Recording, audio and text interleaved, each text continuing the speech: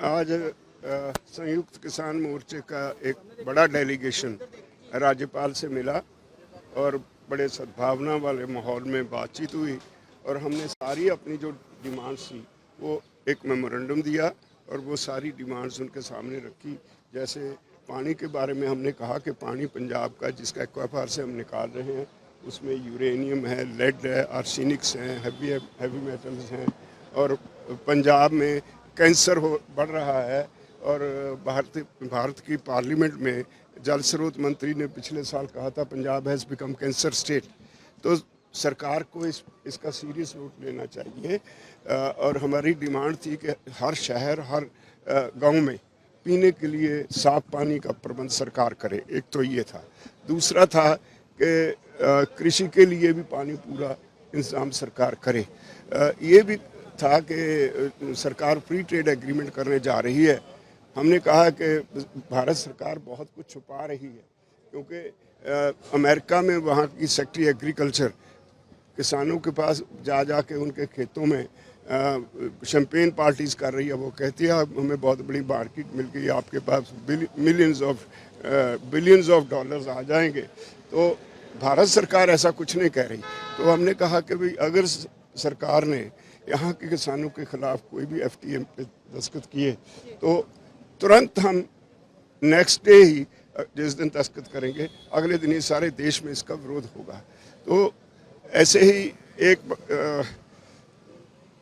कर्ज के बारे में हमने कहा कर्ज के लिए, किसान के कर्ज के लिए सरकार दोषी है। आज़ादी से पहले मैल्कम डार्लिंग ने एक किताब लिखी कि यहाँ का किसान कर्ज में पैदा होता है, कर्ज में जीता है और कर्ज में ही मर जाता है। और जब 1984 में हमने इस राजभवन का घेराव किया था, उस वक्त जॉल कमेटी बनी। उस कमेटी ने अपनी रिपोर्ट में 86 में कहा था there is a continuous squeeze over real margin of profit of the farmers for more than a decade. इसका मतलब पहले 4 साल जब हम फूड डेफिसिट में थे उस वक्त तो दाम दे दिए, उसके बाद स्क्वीज करना शुरू कर दिया।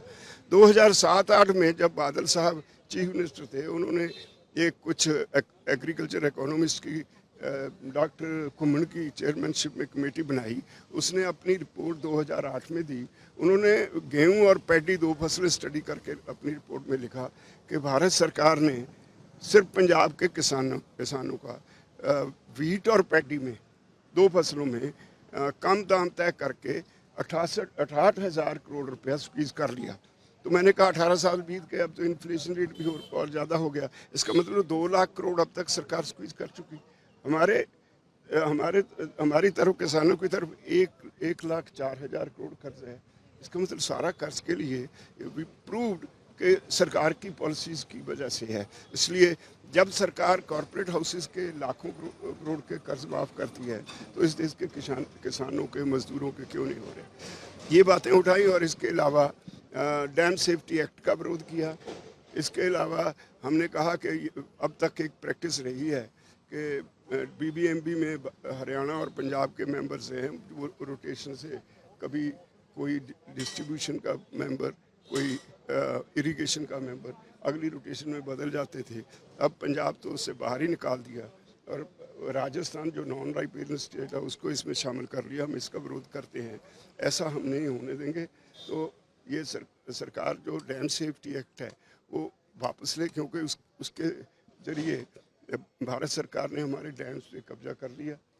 सारी तनख्वाहें और उनकी सिक्योरिटी का खर्चा हम पे करते हैं, लेकिन पंजाब की है कदर कोई नहीं। तो ऐसे बहुत से मुद्दे इन डिटेल एक एक करके हमने सब बांट रखे थे मुद्दे।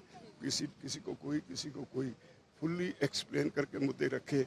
तो गवर्नर साहब ने कहा मैं 26 तारीख को दिल्ली जा रहा हूँ, आपके मेमोरेंडम में से जो पंजाब से संबंधित है और दिल्ली से संबंधित है उनको सॉर्ट आउट करके अलग अलग कर लेंगे। 26 जून को।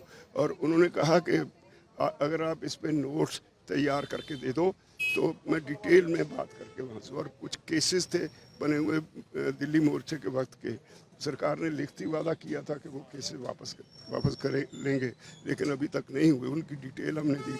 इन्होंने कहा जो चंडीगढ़ के हैं केसेस वो तो हमने रिकमेंड करके भेज दिया होम मिनिस्ट्री को, राष्ट्रपति को, वो तो आपके वापस हो जाएंगे।